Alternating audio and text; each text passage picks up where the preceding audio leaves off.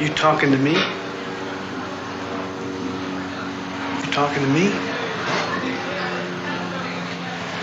Well, then who the hell else are you talking? You talking to me? Well, I'm the only one here. Who the fuck do you think you're talking to? The subject of mental illnesses has been covered throughout the history of Hollywood with varying degrees of success. De Niro's performance as Leonard Lowe leans towards the better portrayals on this subject matter. Nothing. It gets to be like I'm not a person anymore, just a collection of tics. Not that I mind them necessarily. Sometimes they make life kind of interesting. Though I'm not sure who's in control, me or them, what I do mind is knowing that they shouldn't be there. De Niro's decision to study and research real-life catatonic patients in hospitals pays off in spades here. As a result, you believe Leonard is among the unfortunate group of patients suffering from catatonia. De Niro's chemistry with the late Robin Williams, who plays Dr. Malcolm Sayer, is a highlight of the movie. We experience the ups and downs of Leonard's temporary recovery from his disorder before the sad reality of his original existence comes back to hit us with a floodgate of tears. In his directorial debut, no less, Robert De Niro was just as short behind the camera as he was in front of it. His character Lorenzo, a hard-working Italian-American, is one that audiences can relate to. De Niro successfully portrays the honest, family-nurturing qualities of his character. In particular, his relationship with his son Calogero is beautifully realised. The wisdom imparted by Lorenzo to his son throughout the movie are values and morals that we can all take in life. Work for a living. Let's see him try that. Then we'll see who's the real tough guy. The working man is the tough guy. Your father's the tough guy. But everybody loves him, just like everybody loves you on the bus. It's the same thing. No, it's not the same. People don't love him. They fear him. There's a difference. I understand, Dad. You will. You will when you get older. I'm sorry I hit you. Filling the shoes of Marlon Brando after his Oscar-winning performance in The Godfather for any actor would have been daunting to downright impossible.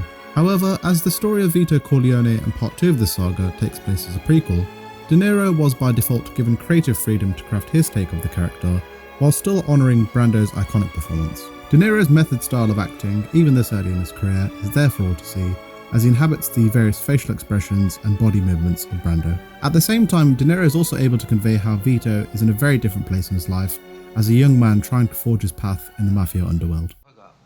The rent stays like before.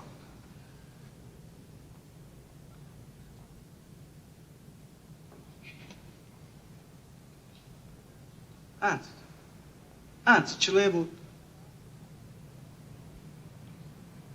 5 scuole ce levo, va bene?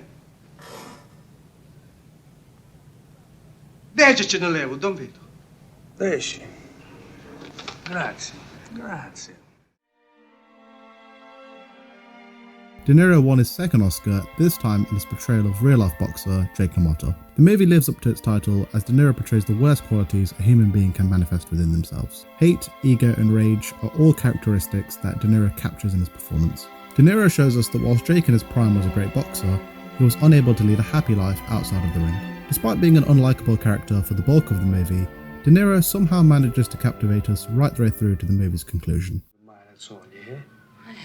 Hey, you hear what I said? You don't ever have any disrespect for me. You hear what I said?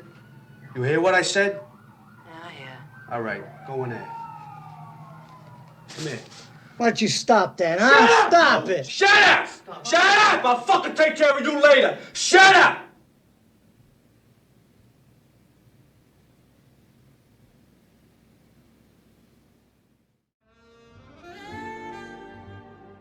You've probably guessed what my number 1 Robert De Niro performance was going to be from the opening of this video. In a movie that deals with heavy themes such as insanity, depression and loneliness, De Niro sells the idea of a man who's on the edge of a cliff with nothing to live for in this seedy, grimy and unjust depiction of 1970s New York. The combination of director Martin Scorsese, a one-of-a-kind script from the great Paul Schrader, and an acting masterclass from De Niro result in a character that, whilst we never condone his evil thoughts and violent actions, we can at the very least understand the environment that he lives in is one that is not conducive for an individual that has his own share of problems. How De Niro did not win Best Actor for this performance is as much of a mystery as the character of Travis Bickle. So I'll now hand it over to you, as I want to find out whether or not you agree with my top 5 Robert De Niro performances, and if not, what performances from this acting legend would make your list, as I'd love to hear your thoughts in the comment section below. Also, if you're a big fan of movies like myself, then be sure to hit the like and subscribe buttons, along with the notification bell to keep up to date with my latest videos. Thank you guys for watching, and as always, I'll see you in the next one.